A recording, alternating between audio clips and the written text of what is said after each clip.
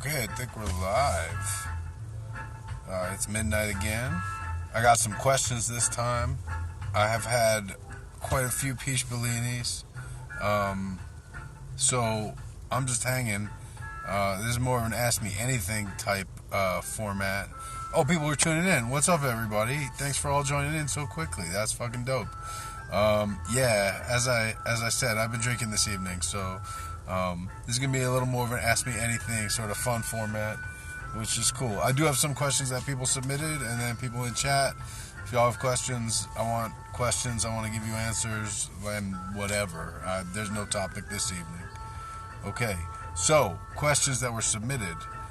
I'll try to stay focused here. Okay, this is actually a really good one, and it's a good one for an AMA. I'm going to turn the music down a tiny bit. Okay, I had my cards read about a month ago. I recently had them read, and the outcome changed. Well, this is completely natural for a number of reasons that I'm actually pretty psyched to talk about. I wish this person was in the chat, but they're not, because I would want to ask some follow-up questions. My first question is, were they by the same reader? That's really important. And the second question would be, did any cards reappear? The answer now, after those two questions, that's very basic, is that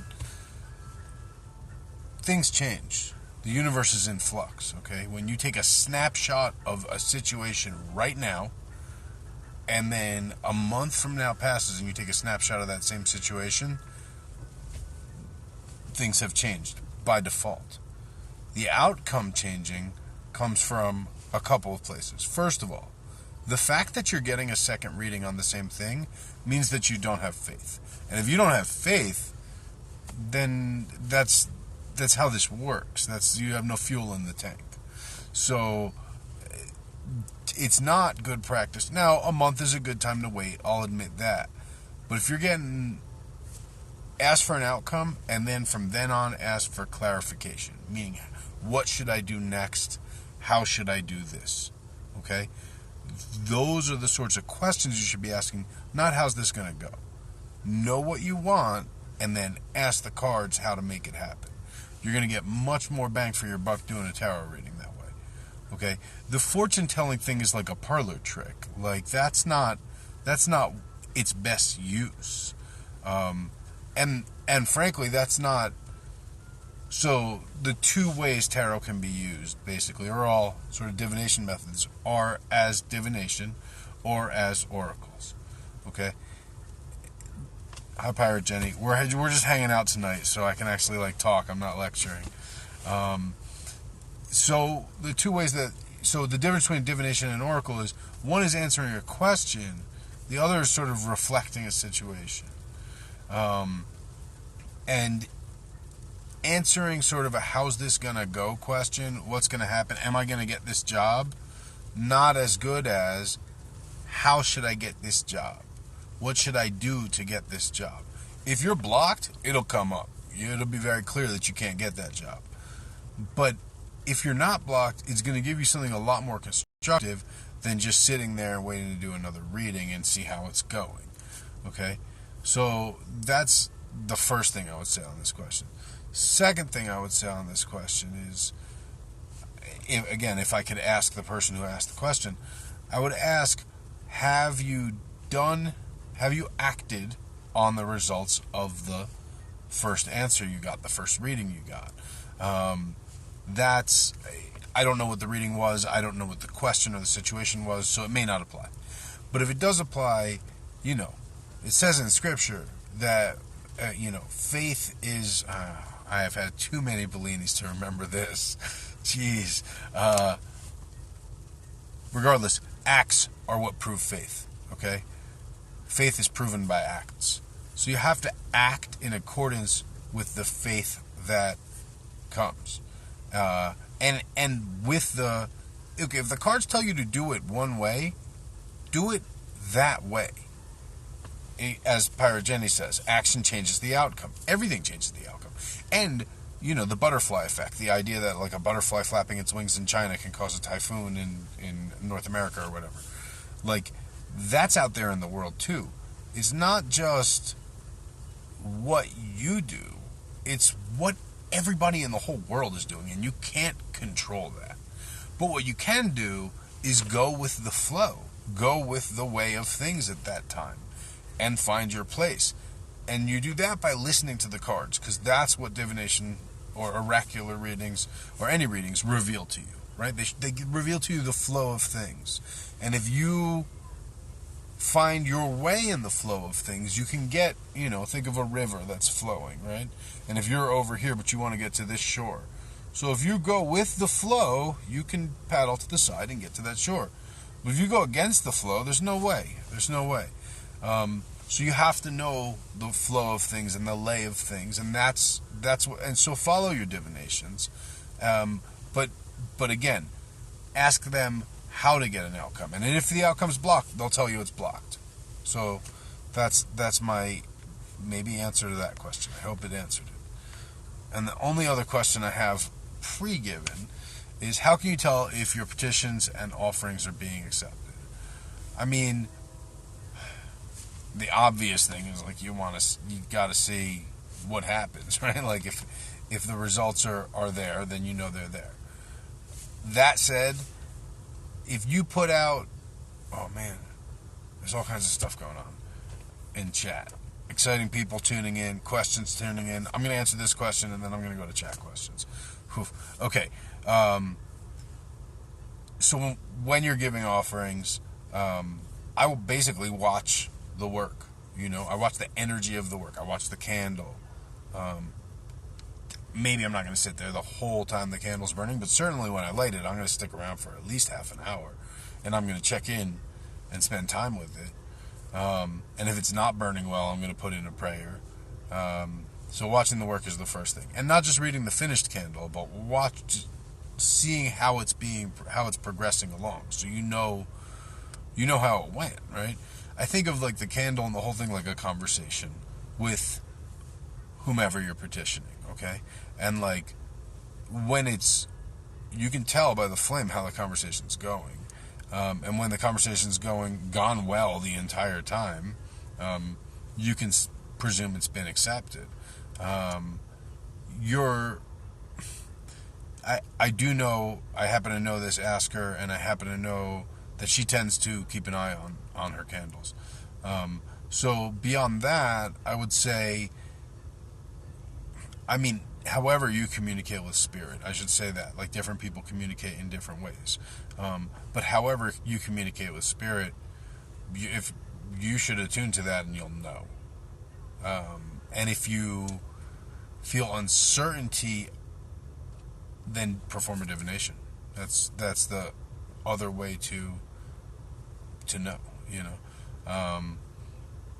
and I would also say, don't hire someone to perform a divination. You yourself should perform a divination. And again, if you don't feel like you can read cards, if you don't feel like you have any talent for it, I'm going to give you the divination that I use the most in a pinch. I want you to get, for something of this magnitude, 7 matchsticks. Okay? And you throw them down. And if they're vertically aligned, it's a 1. And if they're horizontally aligned, it's a 2. And you add them all up. And if it's an odd number, it's a yes. And if it's an even number, it's a no. And if you're not sure, because the matchsticks are at an angle, which happens at times, just kind of see if it's more like this or more like this. If it's here, then it counts like this. If it's here, it counts like this. And if it's straight up 45 degrees, throw it again. Or you can throw all the slanted ones again, whatever you want to do. But then add up the total and count it. If it's odd, it's yes. If it's even, it's no. And if you don't have faith in the result, you can do 2 out of 3. I think that's kind of counter to a lot of divination. But in this particular one, it's like throwing dice. I'll throw dice a few times if the answer's unclear. Dice is another good one, right? Like, get 5 dice, shake them up, and look for, when you throw them, what you would call statistically improbable things, right? Ask the question, has my offering been addressed to whomever you gave the offering? Has my offering been accepted? Throw your dice. and then read the numbers. And if you have some sort of statistical probability, you have 4 4s or something like this, 1, 2, 3, 4, 5, something where there's a significance in your numbers, angel numbers, something like that, read it as a affirmative thing. And the more improbable your response, you're sitting there, you threw 5 dice, you have 5 5s, that's pretty improbable. Take that as a strong level of agreement. That's how I would go about telling if my petitions or offerings are being accepted if I didn't feel like I was getting it clear from Spirit. Okay, there was a question in chat. Boom. What kind of energy do you empower into your necklaces? I empower appropriate energy into my necklaces. Depends which one. I pray these necklaces, I pray every morning as I put them on. Well, I don't really take them off. I take them off to shower, and then as I put it on, as I do my morning ritual, each one gets its prayers. They get dressed with appropriate oils, but the necklaces are just in my way of working, right? The necklaces are a token. Okay, it's part of an exchange with the Spirit. It's claiming, so the Spirit recognizes you in a way, right? Like when I dedicate when I make a necklace, okay, when I make a Saint Michael for someone, okay, so this is maybe what you're asking, right? When I make a Saint Michael, part of the prayer is, Saint Michael, recognize this as your token, that whomever shall possess it, own it, or wear it will be under your protection. So it's like marking cattle in a way, like you're just designating. So that's how I go about it. So the energy is different per necklace, but it's appropriate to the necklace, and that's the intention, is that it is sort of dedicating.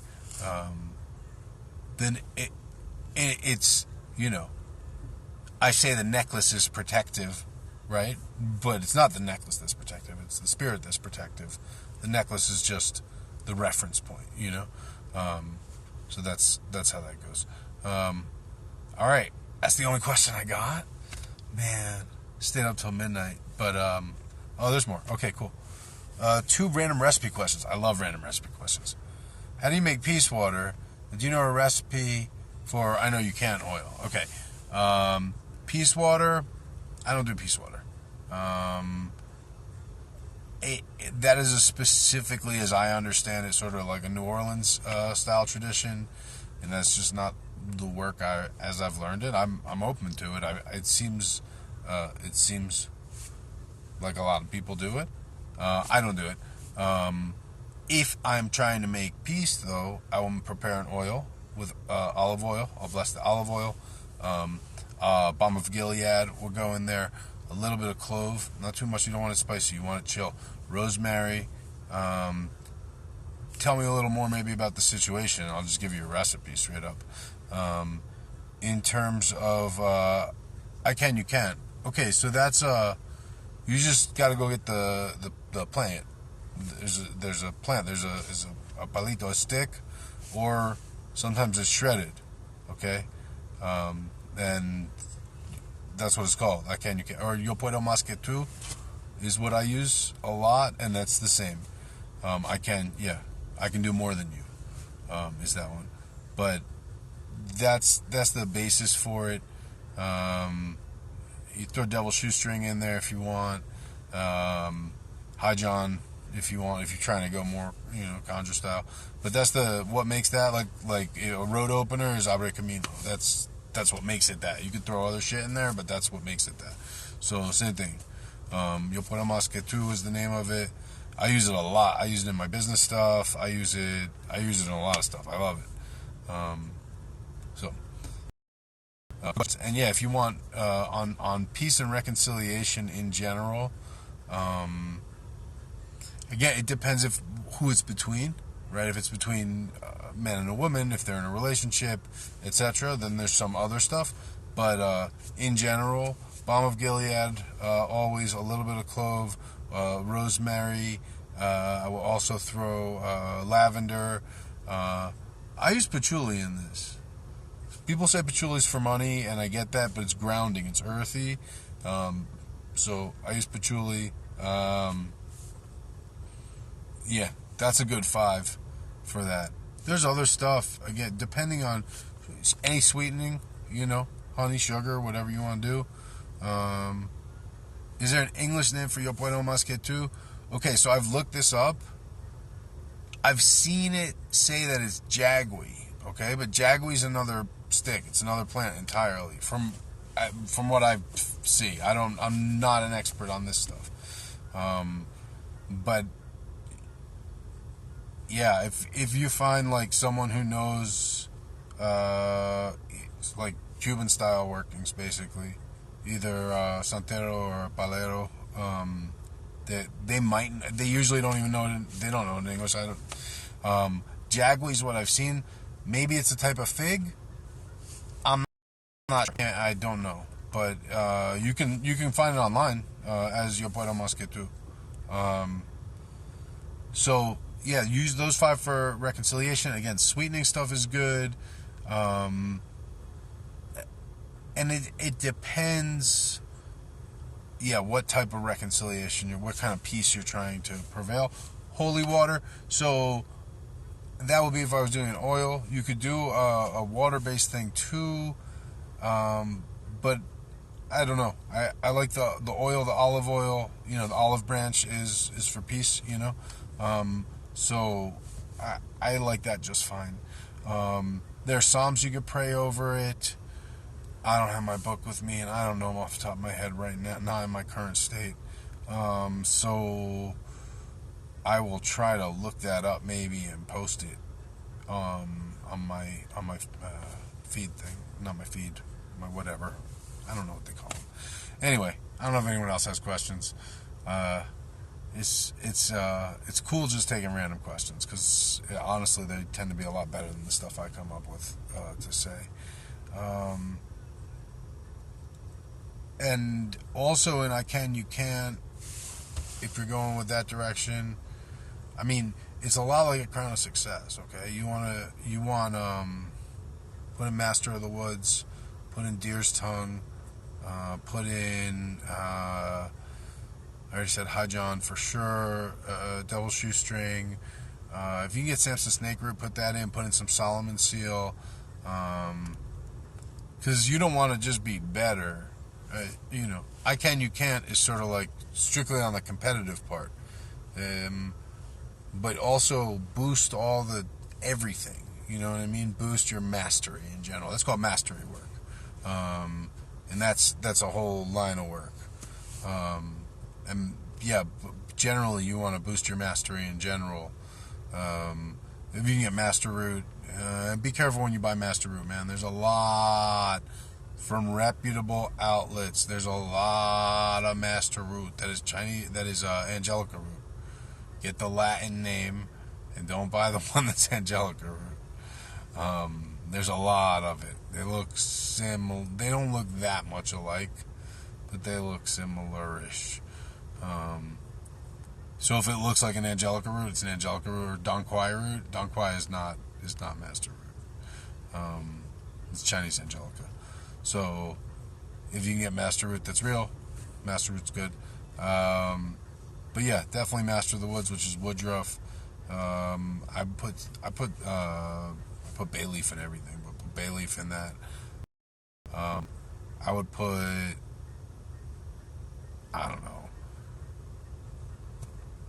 That's a good, I mean, the other thing you could put in there is you could start getting into some animal parts depending on what kind of competition it was that you're in. But yeah, if you give me more details, like I said, I'll just spit you out a recipe. But that's what I got. Word. I don't know if anyone else has questions. That's about it. I don't have a topic. I don't have a lecture. I don't have anything. I'm just sitting here, having decided to go live after drinking a little bit. Well, it's dead in chat. I guess everyone's just listening. I can come up with a topic. I have, good book recommendations. I have my standard books. And if you haven't read them, just read those and then come holler at me. First, of course, The Doctrine and Ritual of High Magic is Eliphas Levi. Also, Secret Teachings of All Ages by Manly P. Hall is excellent. Also, The Golden Bough by Fraser. I can't remember his first name right now. Also, I mean, you just want general books. I got tons of books, but I presume you're talking about this kind of stuff. Also, you know, for what it's worth, Catherine Ironwood's Hoodoo Urban Root Magic is very good. Work with that, and you can get a lot of basics covered as far as principle, things like that. Is it James Fraser? Maybe it's James Fraser. So the asker has lion bone, and that's the same person. Yeah, throw lion bone in there. Whatever you're doing, that's going to work for you. Or the herbs and roots that mute one another or disagree with one another. Oh yeah, tons.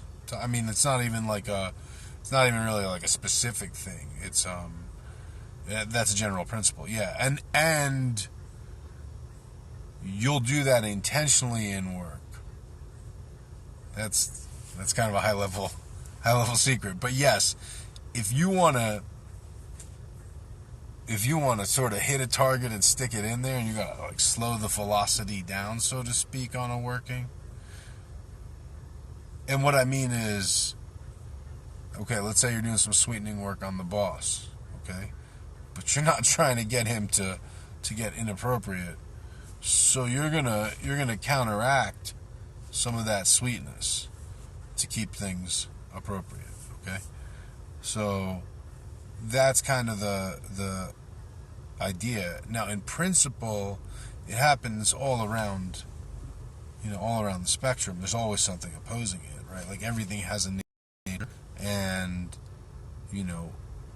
if it's cool and sweet, smelling and tasting, then something hot and bitter opposes it, right? Like a masculine and feminine herb can oppose.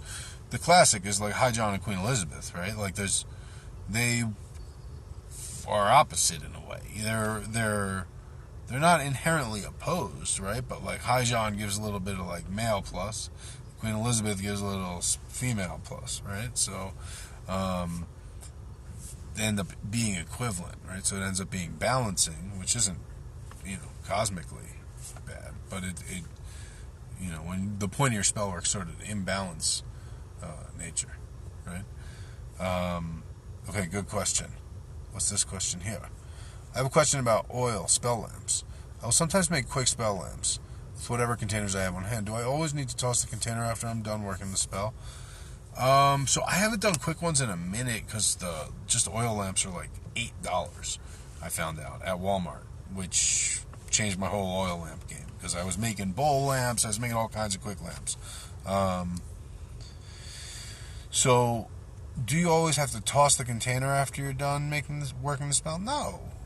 I mean, if you want to remove the energy, maybe the question's better phrased as this: how can you remove the energy so you could reuse that container? Wash it in salt water, wash it in holy water, wash it in Florida water. Pray over it, remove the energies. That if you did something nasty with that, I would still throw it out, right? But if you did just some work and you just want to make sure it's grounded out, do those three things. You could bury it. You can bury it for for a moon cycle, and that would ground it out as well. You can bury it packed in salt, and that would certainly ground it out. So those are, or you might bury it and then dig it up and wash it in salt water and wash it. Salt water, holy water, Florida water, yeah. And then if you want to get really crazy with it, you can make a mix of salt and holy water and Florida water and cascarilla. Powder it up in there and make like a paste and put it in the paste. But I don't know what you did with your lamps, but you probably don't have to get that crazy with it. So hopefully that's helpful. All right, any other questions? These are good questions. And I do have a topic that I promised myself that if I was tipsy enough I would talk about. And that is why, this is my advice, Moses' advice on spiritual drama. Right? And this is drama on social media and drama in the spiritual community. It is any type of drama, but if we're all spiritual people, and we're all in tune with spirit, then you can do better things with your time than get involved, because spirit will take care of it. Spirit takes care of all of it, whether you're in tune or not. And when you are in tune, spirit will take care of it. And I bring this up only because people have, with the best intentions, messaged me asking my opinion on situations. And that's my opinion. Spirit will take care of it. Okay? You think so-and-so's not supposed to be working with such and such? Well, then such and such will probably let him know. But otherwise, that's none of your business. So that's what I got to say on that. Spirit will take care of it.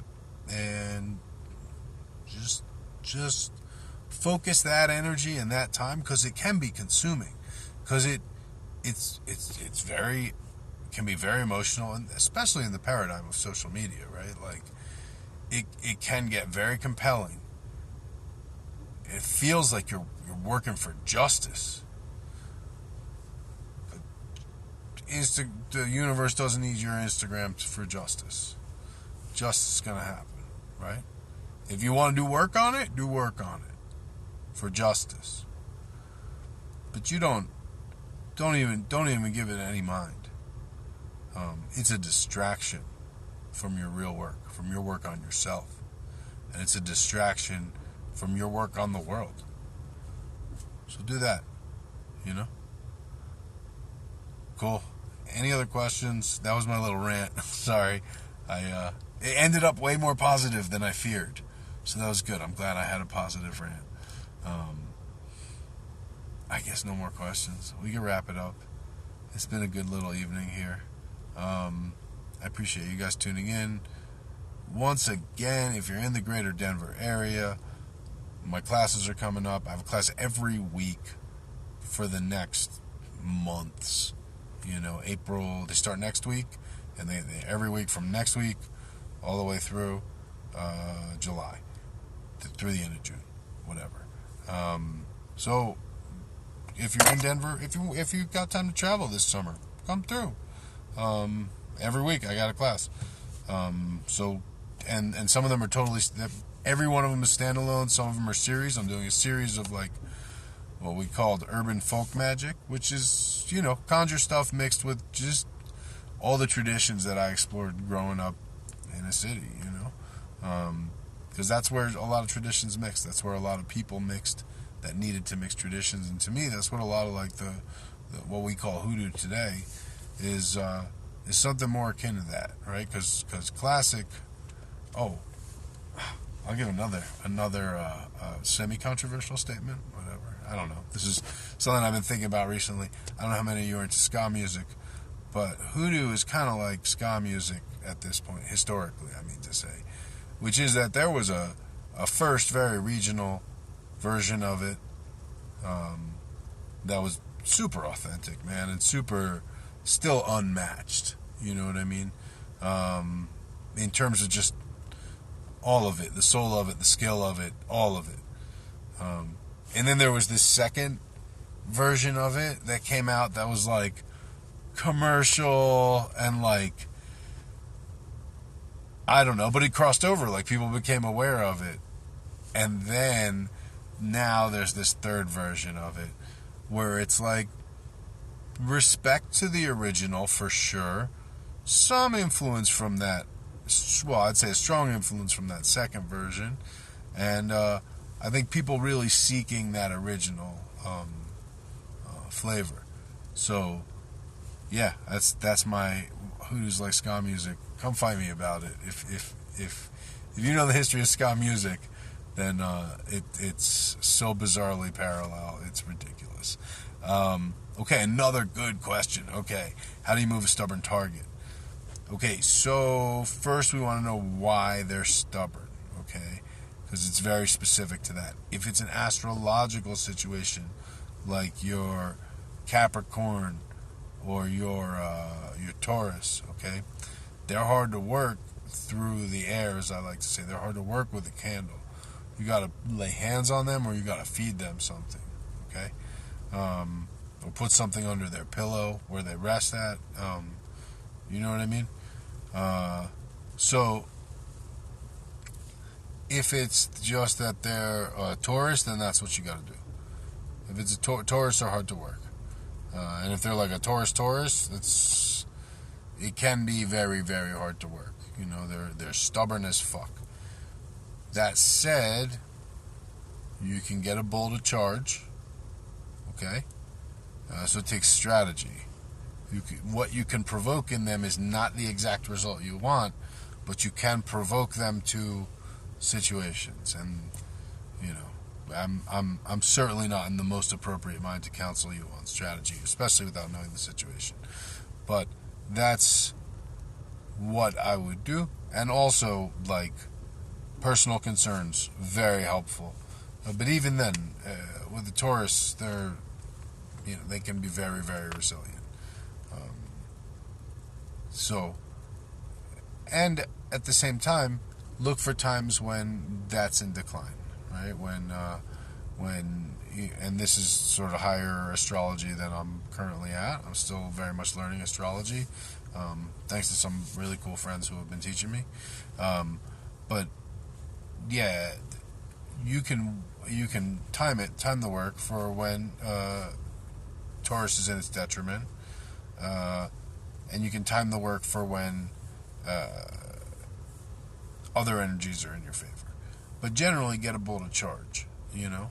The other thing is, if you want to lead them, you know, make them think that they're leading. You know. Now, again, if this is a business situation, it's a little different. If it's a personal situation, it's a little different because there's other dynamics that you can include, right? Like in a business situation, money makes everything go better. So definitely include money, prosperity things, right? In a personal situation, you know, a little loving makes everything go better. So you include some stuff for that. So that's going to be specific to the work, and that's where the customization comes in. And that's where, like, a worker comes in, and that's the difference, you know. The difference between a root worker and a root doctor is precision. Right? Like, a worker can just kind of blast it with a general whatever, and 80% of the time, 90% of the time, you're good.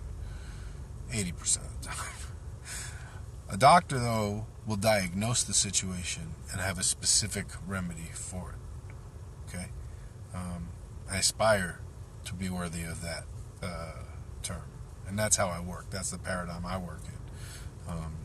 And so precision is very important. On a stubborn target, it can be the thing that gets you through. Right? Because if you really know your target, that's the other thing. Know your target. I have a whole video of this on my Patreon on like the strategy of working a target. And I'm doing a class on spiritual self-defense and spiritual combat. So a lot of this. But yeah, know your target. I mean, know them. Read their Facebook. Like, know who they are. So when you're doing that work, you can access their spirit. Okay, that's number one. Number two, get their chart done. If you can't do it, get someone else to do it. I mean, you can just look it up online. You know what? Just do it. Go to astroseek.com, put in their date, and if you can't find their date of birth, try harder. Okay, there's a whole internet out there. I'm not going to be specific about it, but like, you can find their date of birth. Time of birth, that's really rough. Put 12 noon. It's not going to affect that much. Okay. Place of birth, you can find that. Keep looking. If you really, really, really can't, and if you have their chart, okay, look for the weaknesses in their chart. Find their Chiron, find their Lilith. Hit those. Those are their weak points, okay? Their Chiron is like their wounds, and so you can provoke that and make them weak. Their Lilith is their fears, and so you can make them timid, okay? Don't hit them anywhere near their mark, and find out what those are, okay? So find out where those rest, what signs they rest in. and then think about those signs and what those signs fear or don't like, okay? And hit them with those things. And use the timing of Chiron and Lilith if you can. Depending on what you want to do with them. How you're trying to move them. And that's sort of a very aggressive way. That's sort of targeting an enemy. If it's a loved one, work with their Venus, right? If it's a business colleague, work with their Mercury and their Jupiter. Work with their Jupiter if it's a friend thing. You know what I mean? So these are sort of some ways you can use their chart. The other way is, like cooking for them is really good. But again, it very much depends. There's some people that you would do work on, like a boss maybe, or a potential business somebody, and you're never going to cook for them. So that's hard. And dosing their food, I don't like something from a restaurant is really, and dosing is a really shitty word for me to use. Working or fixing their food at like a restaurant is tricky work, man. And you don't want to fuck it up. Better put an oil on your hand when you go to shake their hand. Put the oil on them, So you asked about that oil before, and I would do that. The other thing is, a lot of times, so when I'm in a reconciliation situation and I'm thinking I need, you'll put a musket too, okay?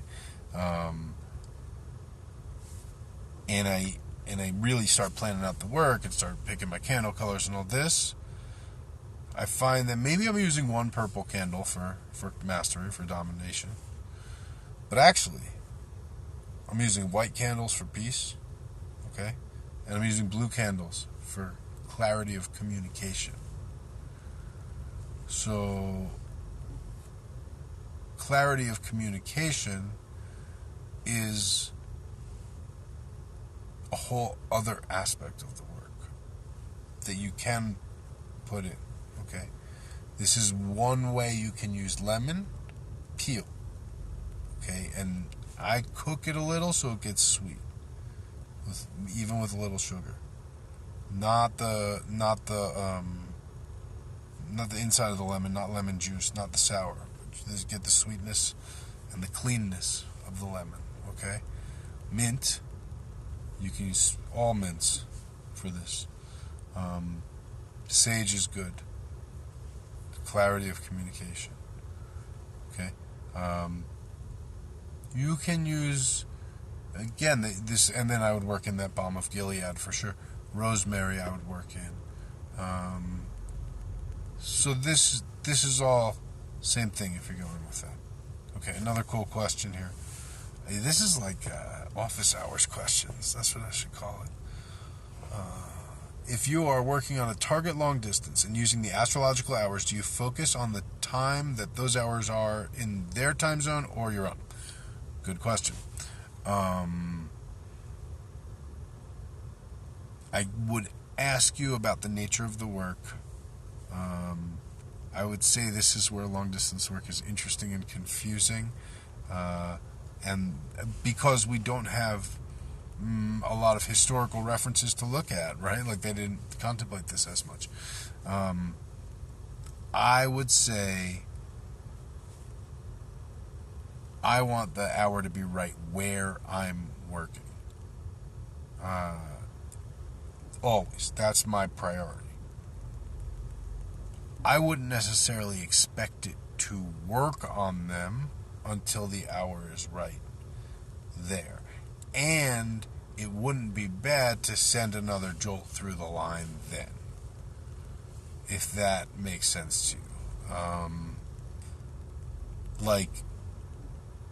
You certainly want to be attuned right when you do the work. There's no doubt about that. And I would, if you can, sort of pick, like sometimes you get lucky with Mercury and the Moon, right, where you sort of doesn't necessarily negate the prior. You can get screwed with Jupiter and Saturn, but if you can attune the hour somewhat, that's cool. If Mercury and Mars even work fine together. So that's cool. But that's going to be location and sort of time zone permitting.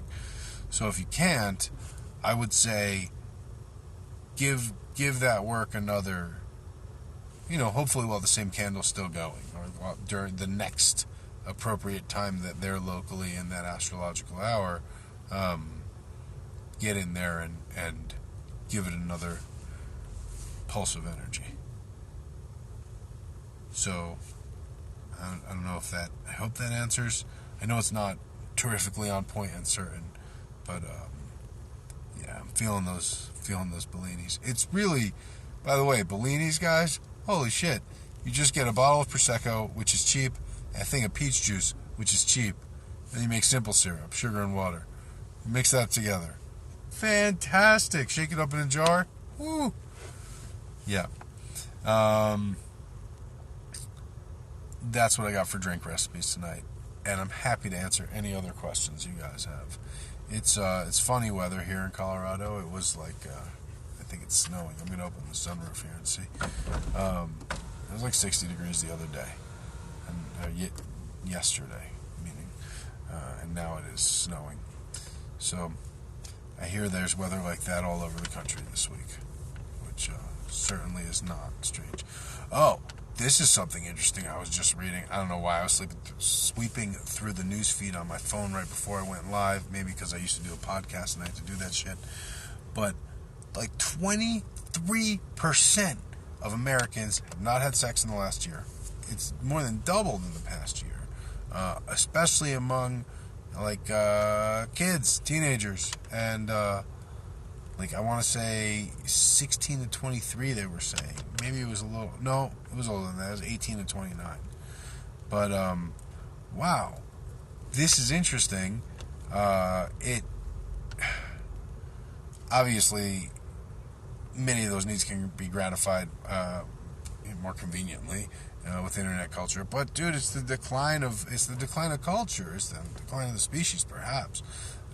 That said, I'm not. We're way overpopulated. It's cool with me.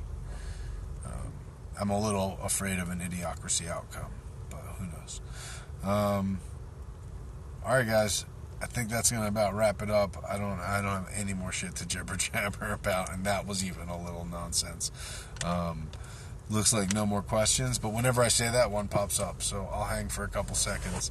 But barring any more questions, I wish you all a good night and a great weekend, and thank you for tuning in to this surprisingly well-lit late night episode, whatever.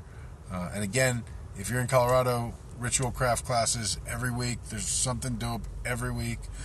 So I have the series on urban folk magic. I have the series on Jewish folk magic, which the first one of those is coming up April 17th, I want to say, and that one's going to be dope because that one's basically just Hebrew for magical working. So it's not conversational Hebrew. It's not. I'm not going to burden. Like if you went to go study Hebrew, you'd have to learn a lot of other stuff and you'd probably learn modern Hebrew. So it's biblical Hebrew. Basically just what you need to know for spiritual work and enough to lay a foundation for you to learn more. The second class in that series is all working with the Psalms, which, though not a specifically Jewish tradition, because I work with the source text in Hebrew, gives me some additional dimensions to sort of the roots of that tradition. And then there's another one on charms and amulets. I'm doing a really cool class on the evil eye. I got a whole other... so are they going to be online? Not all of them. I am trying to get someone there to record audio and video, and I hopefully have figured it out. I don't know if they'll be available for all of them. Hopefully they'll be there.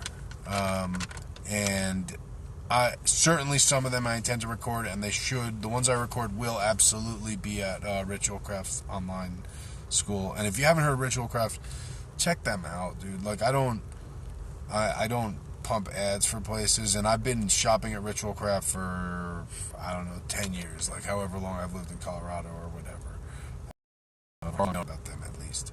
And they're the real deal in terms of, supplies for magical spiritual work of every tradition, not every tradition, but of many traditions, and they're really conscientious in their sourcing, and their quality is superb, and